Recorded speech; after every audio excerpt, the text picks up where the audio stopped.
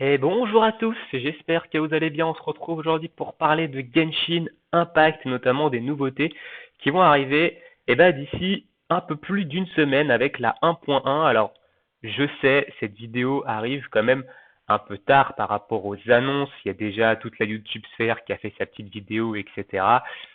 Je sais, malheureusement, j'ai pas pu tourner je ne tourne pas de vidéo le week-end et vendredi après le live, du coup, j'ai pas pu le faire non plus. Donc, je vous le fais maintenant. Mieux vaut tard que jamais. Je vais quand même vous donner mon avis sur ces nouveautés de la 1.1. Alors, il faut savoir du coup que la plupart des choses qui vont être dans cet article, on le savait déjà depuis un petit moment, hein, un petit moment via les leaks des différentes bêtas, notamment de la bêta chinoise, hein. Mais comme je vous ai dit, je ne ferai pas de vidéo sur Genshin Impact concernant des leaks, donc concernant des choses qui ne sont pas officielles, donc qui n'ont pas été officialisées par MiHoYo. Ce qu'on va voir aujourd'hui, ce sont les choses qui ont été officialisées par MiHoYo lors de leur live des développeurs vendredi après-midi. Voilà. Donc il y a peut-être d'autres choses qui font partie, qui ont été leaks et qui ne sont pas dans cet article, mais ça reste des leaks, ça n'a pas été officialisé par MiHoYo, donc je ne vous en parlerai pas.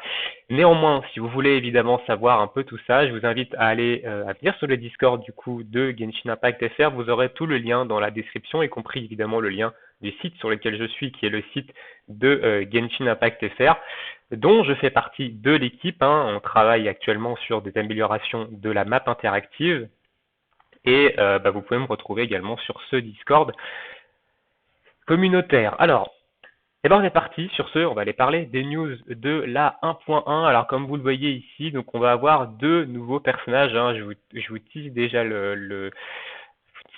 les choses. Les deux personnages qui sont sur du coup la fenêtre ici. On a Zhongli à droite et Chill, donc Tartaglia dans l'histoire à gauche, qui sont de nouveau 5 étoiles. Et on va voir un peu plus bas ce qu'ils font. Alors déjà, il y a un disclaimer, attention, hein, dans cet article, il va y avoir d'énormes spoilers sur l'histoire de la version 1.0, donc sur l'histoire qu'on a actuellement dans le jeu, et aussi sur ce qui va arriver dans la suite de l'histoire en 1.1.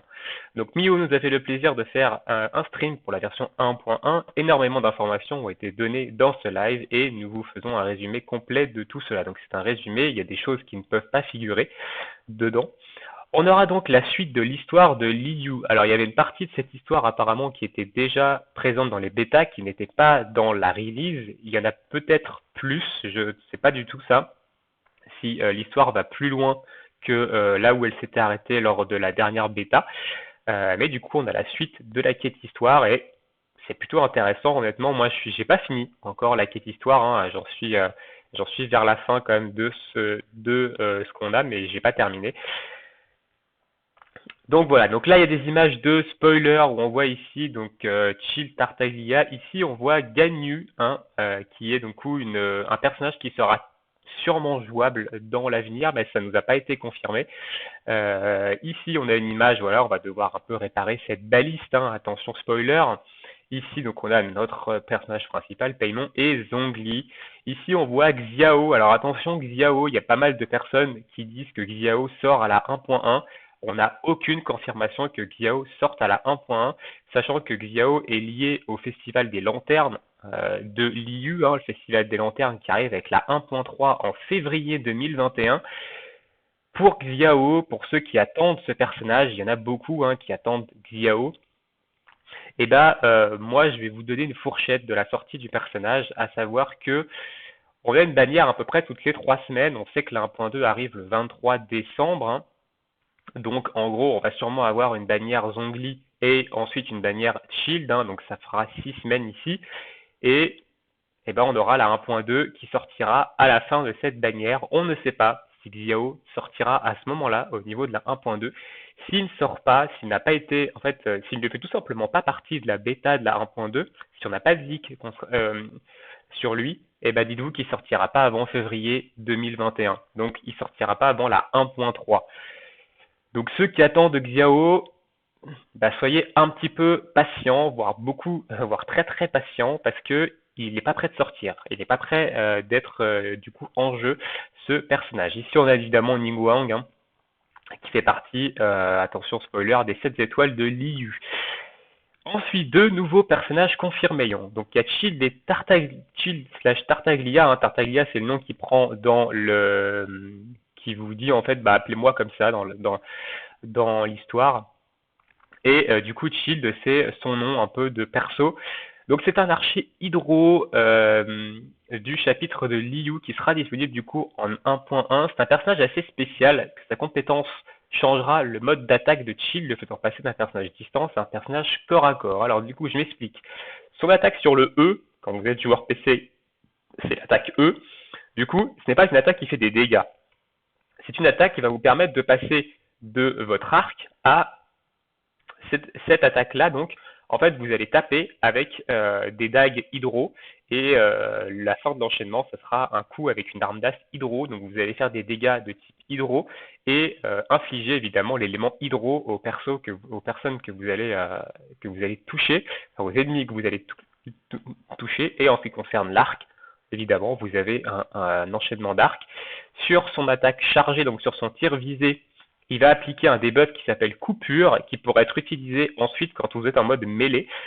Donc quand on passe en mode mêlée avec le E, du coup, ses attaques de base en mêlée infligent des dégâts hydro à chaque coup. Donc il doit poser évidemment l'élément hydro sur les cibles. Et s'il y a un debuff coupure qui est appliqué, il le fait exploser et ça fait des dégâts hydro en zone. Alors on n'a pas très bien vu dans le live les dégâts en fait que pouvait faire ce debuff coupure à voir, parce que évidemment il va avoir un espèce de gameplay un peu où il va falloir switcher distance corps à corps et du coup aller chercher jouer avec ce debuff coupure pour faire des dégâts en zone.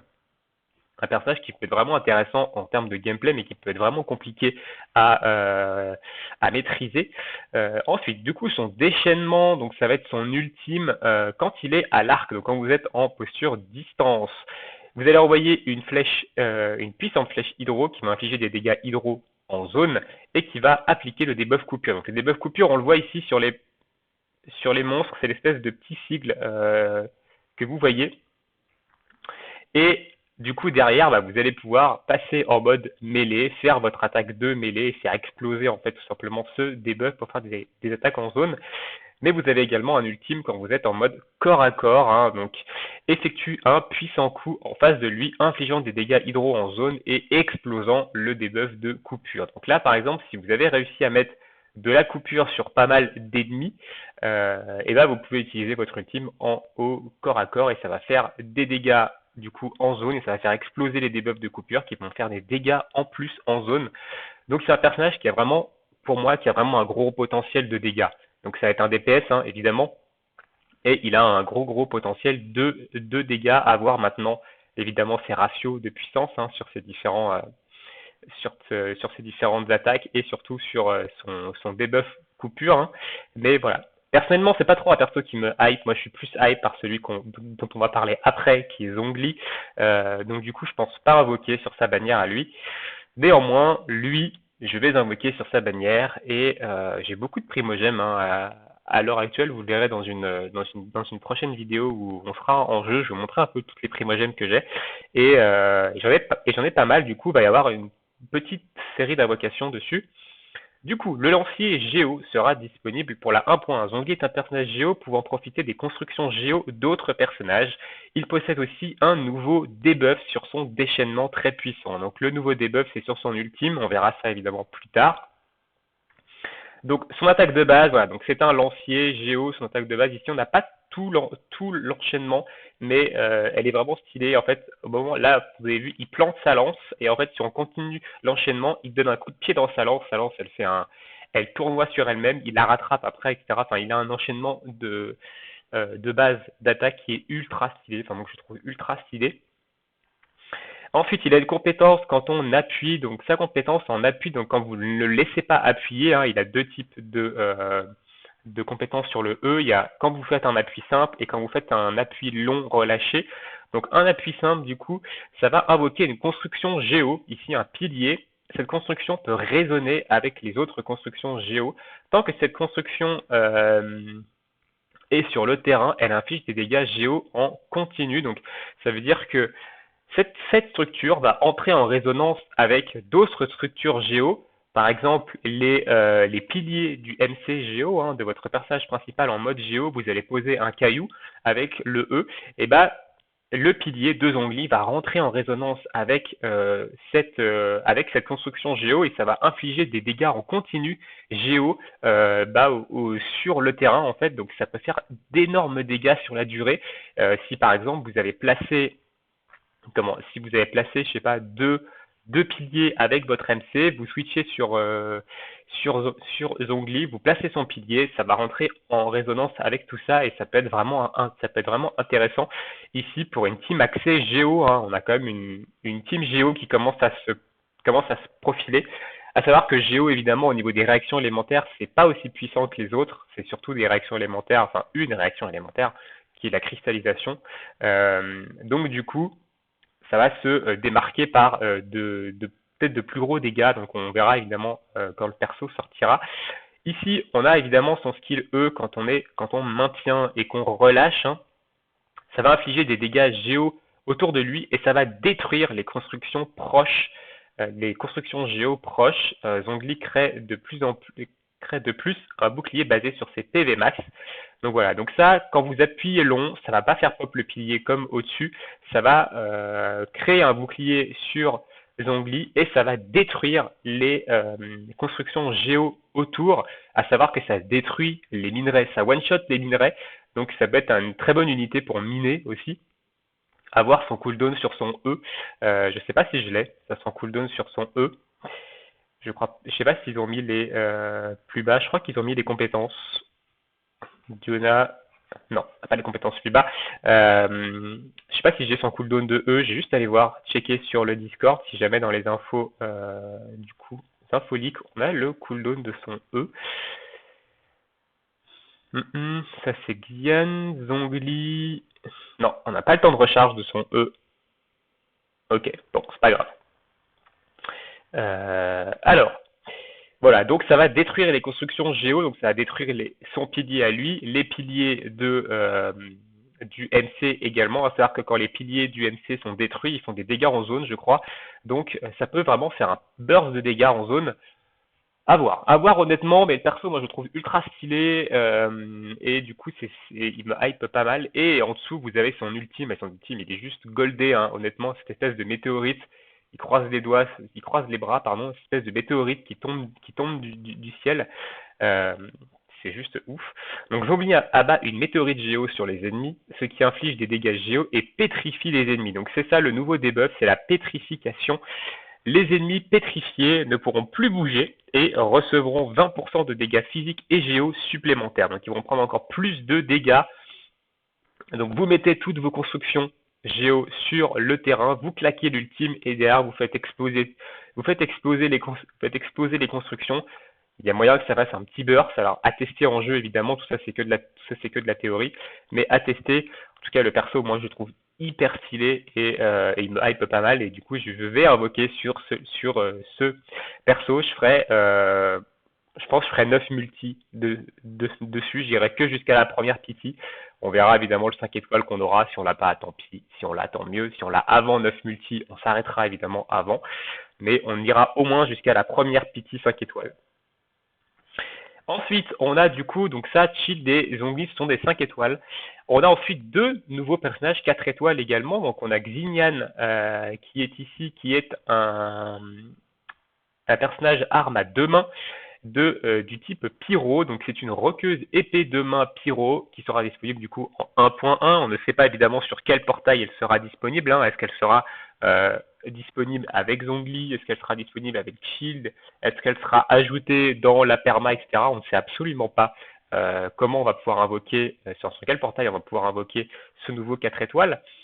Donc c'est un perso plutôt défensif, possédant une compétence qui change en fonction du nombre d'ennemis touchés. Donc son attaque de base, voilà. Donc ça c'est son enchaînement de base à l'épée de main. Sa compétence, donc son E ici, qui va frapper les ennemis autour d'elle et créer un bouclier. Le niveau du bouclier diffère en fonction du nombre d'ennemis touchés. Donc si vous touchez aucun ou un seul ennemi, vous allez avoir un bouclier de niveau 1. Si vous touchez 2 ennemis, vous allez avoir un bouclier de niveau 2. Si vous touchez 3 ennemis ou plus, je pense, vous avez un bouclier de niveau 3. En plus d'absorber les dégâts, inflige des dégâts pyro par intermittence aux ennemis proches. Donc ça veut dire que vous allez, par intermittence, durant la durée du bouclier, il va y avoir des dégâts pyro qui vont partir et du coup qui vont poser un peu l'effet pyro, enfin l'élément pyro sur les ennemis. Donc on voit ici en bas un gif avec son skill. On la voit prendre sa guitare, là, faire un tourbillon et c'est plutôt stylé. Son ultime, du coup, Xingnia envoie une onde de choc qui repousse les ennemis et inflige des dégâts aux ennemis proches. De plus, elle invoque des flammes infligeant des dégâts pyro en continu. Donc on voit ici, hop, ça crée des flammes autour, hop, ça fait des dégâts pyro en continu, tout ça. Donc c'est assez rock'n'roll comme perso. Pour moi, il me hype pas de ouf, honnêtement. Il m'intéresse pas trop ce personnage-là à voir en jeu, mais c'est pas trop un perso qui m'intéresse. Ensuite, on a Diona, qui est le 4e perso de la 1.1, donc qui est également un 4 étoiles, qui est un archer cryo. Ici, donc, qui a l'air d'avoir une queue de chat, du moins. Donc peut-être un perso qui va hype pas mal de monde de par son esthétique. Du coup, Archer Cryo disponible en 1.1, Diona est un personnage support pouvant créer un bouclier et soigner. Donc on a ici un soigneur qui peut être intéressant, honnêtement. Donc son attaque de base, voilà, son enchaînement de base à l'arc, c'est ça. Vu que c'est un archer, son attaque chargée, ça va être un tir cryo, je pense. Ici, on a sa compétence, donc son E, qui va envoyer des flèches cryo aux ennemis proches et aussi créer un bouclier. Donc on voit que ça crée un bouclier devant. Plutôt stylé le bouclier. Et du coup, son ultime, Diona envoie une bouteille infligeant des dégâts cryo en zone, laissant une zone au sol infligeant des dégâts cryo en continu et soignant les personnages. Donc voilà, donc on a un soin sur son ultime en continu qui laisse une zone cryo par terre, donc évidemment avec Hydro ça gèle. Son ultime est assez marrant, elle jongle avec la bouteille avant de l'envoyer. Et ça va soigner sur la durée votre équipe, donc à voir. Support intéressant, honnêtement, Diona, ça peut être intéressant, notamment en coop. Je pense que ça va être un perso vraiment intéressant à jouer. À voir, honnêtement. Les 4 étoiles, de toute façon, sont plus faciles à choper que les 5. Donc, je pense qu'on aura un retour un peu plus rapide sur eux plutôt que sur les 5 étoiles. Ensuite, on a un nouveau boss, un nouveau world boss ici, et on va aller voir un peu la petite vidéo. Donc un nouveau boss de monde rejoindra les 2 déjà présents. Je rappelle que les 2 déjà présents, c'est Andros, donc le loup du nord, et Storm Terror du coup. Et on aura un 3e world boss. Alors, à voir comment on va gérer, à voir comment la résine va être gérée du coup par rapport à ça. On en parlera un peu plus en détail de la résine par la suite. Donc un nouveau boss, on va regarder ici la petite vidéo du combat de Shield. Alors voilà, ça c'est la phase 2, pour attention spoiler. C'est la phase 2 du boss, vous avez une première phase avant où il est en mode normal.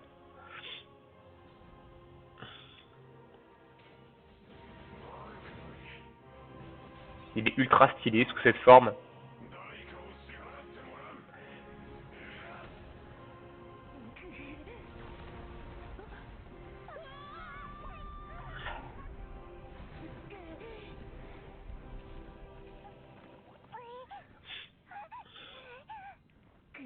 Ça, c'est la petite cinématique de transition.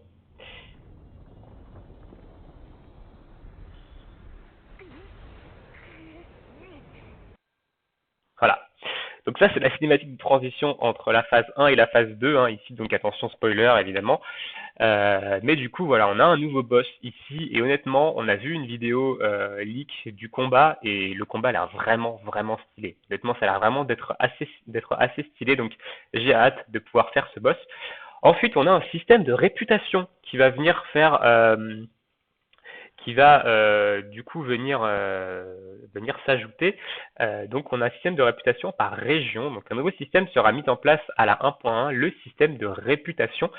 Chaque région aura un niveau de réputation débloquant moult récompenses. Donc ça, c'est une feature qu'on voit quand même, qu'on retrouve dans les MMO notamment, mais aussi dans les RPG classiques solo, un système de réputation par rapport aux factions, etc.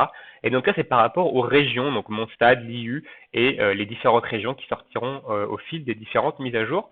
Donc, pour monter de niveau en réputation, il vous faudra faire des quêtes de la région, il vous faudra tuer des monstres spécifiques, explorer la région et faire quelques quêtes rapides pour les résidents. Donc voilà, donc là ici par exemple, vous avez différentes choses, donc vous avez des bounties, donc des weekly progress, vous avez des requests, donc des weekly requests, donc des quêtes entre guillemets de semaine. Ici, vous avez les quêtes de Mondstadt. Ici, vous avez l'exploration de la région. Alors évidemment, vu qu'on est déjà pas mal avancé dans le jeu pour certains, l'exploration a déjà été quasiment faite.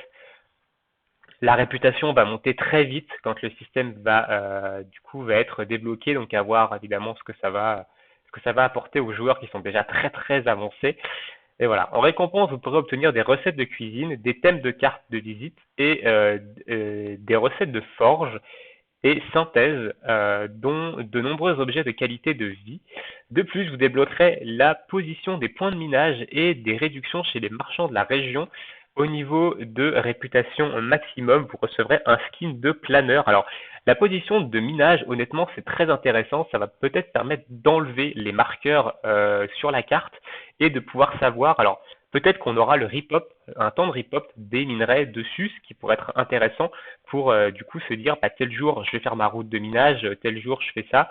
Ça peut être intéressant pour les routines d'avoir le temps de rip-hop exact des minerais à voir. Mais en tout cas, ça, c'est des informations plutôt intéressantes, des réductions chez les marchands et notamment les points de minage sur la carte. Donc voilà, donc ça c'est le skin d'elle de Mondstadt et ça c'est le skin d'elle de l'IU. Alors j'ai une petite préférence pour l'IU quand même, mais voilà, on aura deux nouveaux planeurs qui seront disponibles, on voit, au level 8 de réputation dans Mondstadt et l'IU. Donc à voir un peu ce que ça va donner, est-ce que c'est rapide à monter ou pas. Il y a un nouvel événement, et qui est un nouvel événement majeur, ça a été dit du coup. Un nouvel événement sera disponible à la 1.1. Cet événement semble posséder une histoire liée à Mona. Un magasin événementiel sera disponible. Vous pourrez obtenir des primogèmes, des ressources d'XP, d'ascension et d'aptitude. Il sera aussi possible d'obtenir un nouvel objet, une couronne, qui semble être utilisée pour améliorer des aptitudes également. Fischl sera obtenable grâce à cet événement. Il faudra simplement réussir quelques missions pour l'obtenir. Donc ça, c'est très bien. Un nouveau personnage free-to-play, donné gratuitement, qui est Fischl. Fischl qui est un archer électro 4 étoiles, qui est un perso extrêmement fort, qui est très très fort honnêtement. Je suis très content qu'il donne ce perso. Moi, je vais le monter. Fischl, ça va me servir ça va m'aider en fait dans l'avancement notamment des abysses, d'avoir plus de persos plutôt strong. Donc Fischl, vraiment très très bien d'avoir un personnage 4 étoiles offert dans un événement. Donc c'est cool honnêtement. Donc ici on a un peu plus de screen par rapport à l'event. Alors l'event coûte de la résine apparemment, il coûte 42 résines. On n'a pas plus d'infos sur si la résine est obligatoire ou pas pour récupérer des récompenses, pour pouvoir terminer l'event, etc. Pour l'instant, on n'a pas plus d'infos, mais sachez que ça coûte de la résine. On verra bien le jour J ce que ça va donner. Donc, pour l'instant, je préfère pas mettre de conclusion hâtive par rapport à ça, mais voilà, sachez-le, il y a de la résine qui a été un peu, on a vu sur une capture d'écran lors du live, il y a un truc qui consommait de la résine dans l'event. Donc à voir. Il y a également un nouveau monstre. Un nouveau monstre a été montré rapidement durant le live, mais nous ne postons pas plus d'infos le concernant, à part le fait qu'il faut le vaincre rapidement et qu'il attaque en lançant des trésors. Donc c'est une espèce de Brutocolinus ici, là, hop, avec une petite couronne sur la tête qui vous lance des récompenses. Il vous lance notamment un objet qui fait partie de Honkai Impact, c'est assez marrant. Du coup, voilà, donc peut être intéressant à voir ce que ça drop. Deux nouveautés du coup sur la qualité de vie. Et là, on va parler des nouveaux items qui vont pouvoir être craftés, obtenus. Donc, utilisation rapide d'objets. Donc, on va avoir un nouvel sur notre interface. Au-dessus, on va avoir ici, par exemple, ici vous avez votre attaque, etc. Au-dessus, vous allez avoir une nouvelle option qui va vous permettre d'utiliser des objets, notamment de la nourriture, rapidement. Donc, nouvel onglet sera ajouté dans l'inventaire. Les objets se trouveront dans cet onglet, pourront être utilisés rapidement via une touche. Voilà. Le cap de résine passera à 160. Donc actuellement, on est sur du 120. On va gagner 40 de résine maximum. Donc vous allez pouvoir stocker jusqu'à 160 résines max. 40 de résine, c'est notamment un boss élite. Donc une hypostase par exemple.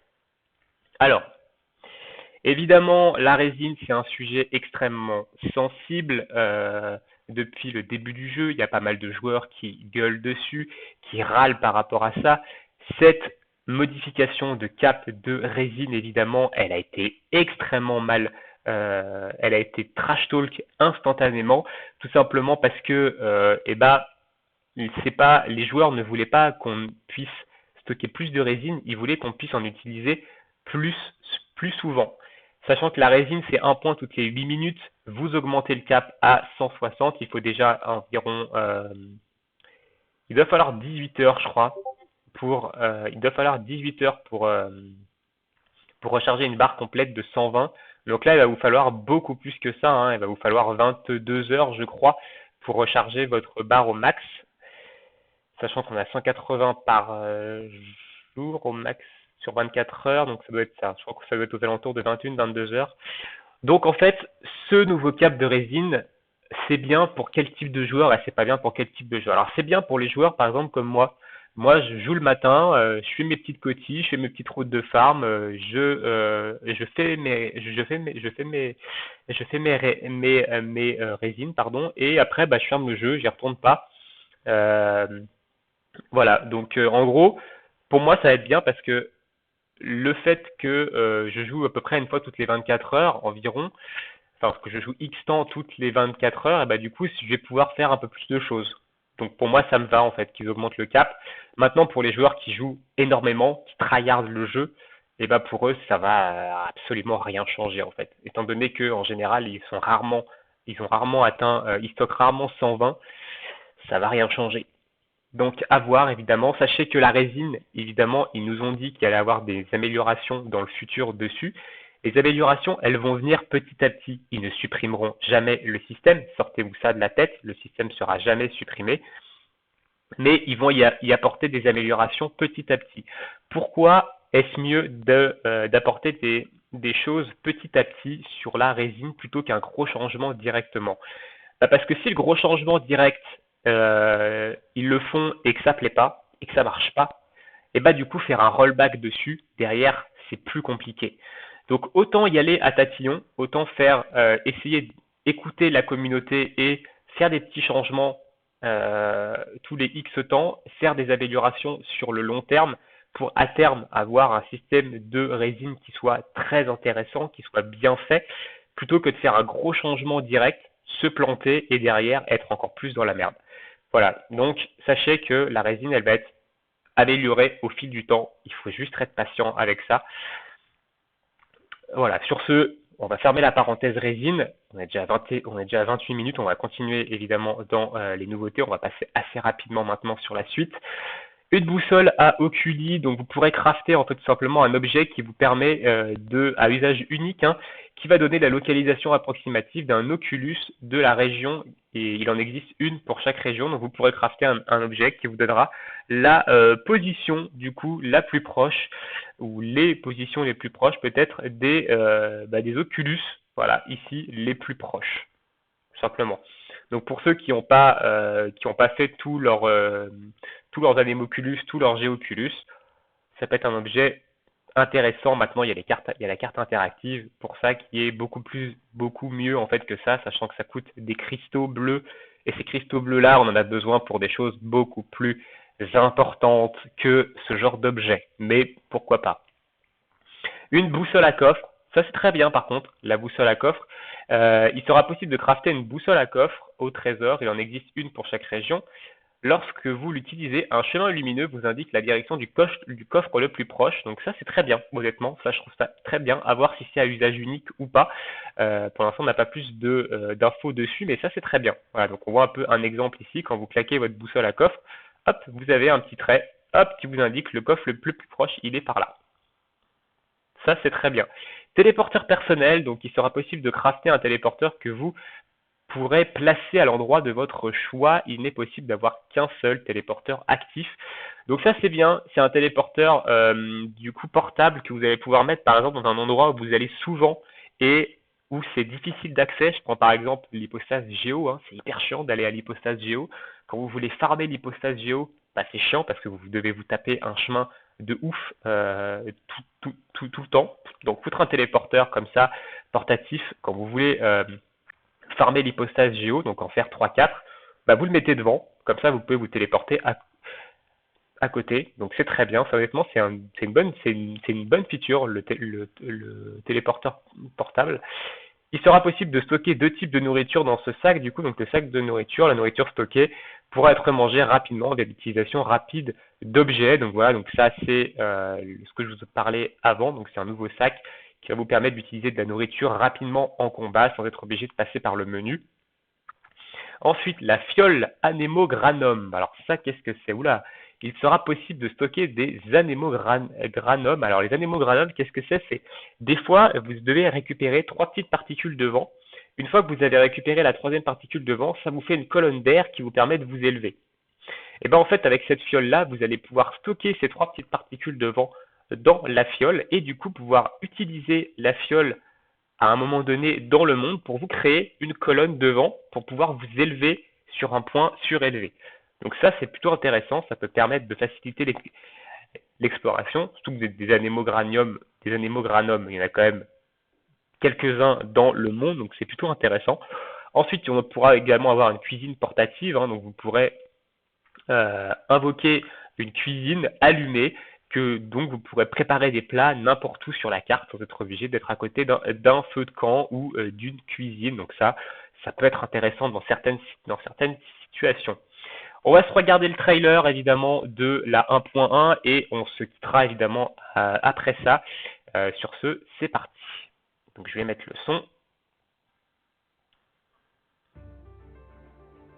Boats are made for transferring commodities back and forth, and those that come across Liyue tend to stay a while. So it is where many things come to settle. This is the largest one we've seen so far. The Fatui! They're attacking the place in Melissa!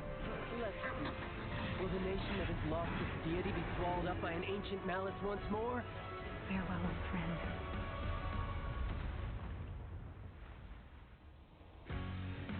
I am the least adept with the bow, and that is precisely why I must master it. Shouldn't let your guard down.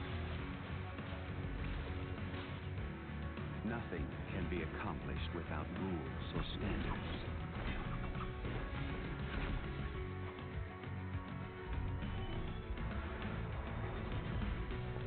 Think you can bully me? Pyrotechnics! Oh yeah, rock on! See, Luke? Oh, I can't stand him. Sayonara Special!